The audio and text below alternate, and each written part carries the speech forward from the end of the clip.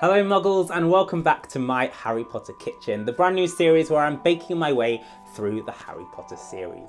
If you missed last week's episode where we made some Hogwarts inspired cups of tea for Aunt Petunia, check out the link down below to catch up. But it's another Magic Monday, so I have a brand new recipe for you.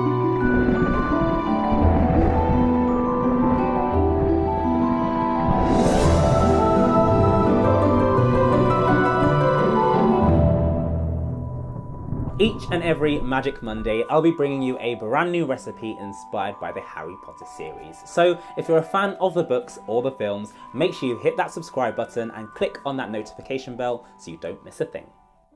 Okay, so when we left them last week, the Dursleys were just having their tea in front of the TV and getting ready for bed. But this week, outside, some strange things are happening in Privet Drive. A man has just popped out of nowhere, Albus Dumbledore, and now he's talking to a cat, which is just turned out to be Professor McGonagall. They're catching up on some weird stuff that's happening in the wizarding community, and our next recipe has just arrived. We have much to be thankful for. Would you care for a sherbet lemon? A what? A sherbet lemon. They're a kind of muggle sweet I'm rather fond of. Well Muggles, let's get to the candy shop. For this recipe you will need 200 grams of granulated sugar, 4 tablespoons of water, 4 tablespoons of glucose syrup, 1 teaspoon of citric acid, 1 teaspoon of lemon flavouring, an optional drop of yellow food colouring, 5 tablespoons of caster sugar and half a teaspoon of extra citric acid for dusting.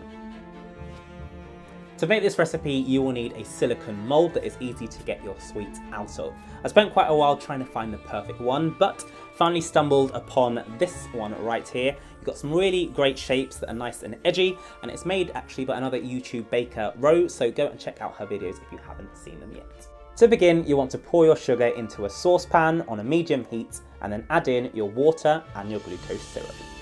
Next, place the sugar thermometer into the sugar and then let it heat gently up to 310 Fahrenheit or until it shows a hard crack.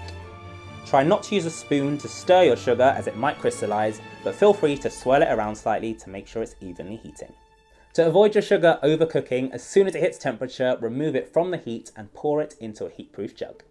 Working quite quickly, you'll want to add in your citric acid, your flavouring, and you can also add in some yellow food colouring. Now, depending on the type of flavouring and food colouring you're using, it is quite easy to overdo it, as you can see on fail cam 1 and fail cam 2. Now it's best to make it just with the lemon extract first, and then if you do need to add in some yellow food colouring, literally use a cocktail stick to add in the smallest drop, stir it through and then leave it. Don't overdo it because it will get darker as it sets.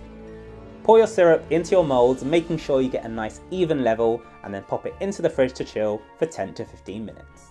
Once your candies are nice and rock hard, remove them from your silicone moulds by popping them out from the bottom.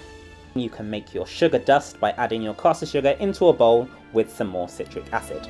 Give it a good stir and then set to the side. Place them into your sugar mix, tossing them around until they're nice and evenly coated. Repeat this process until all your sherbet lemons are coated, and then place them into a serving dish or into a sweet bag. And you're done!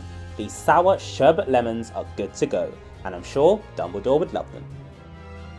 So there you have it, another recipe completed in my Harry Potter kitchen.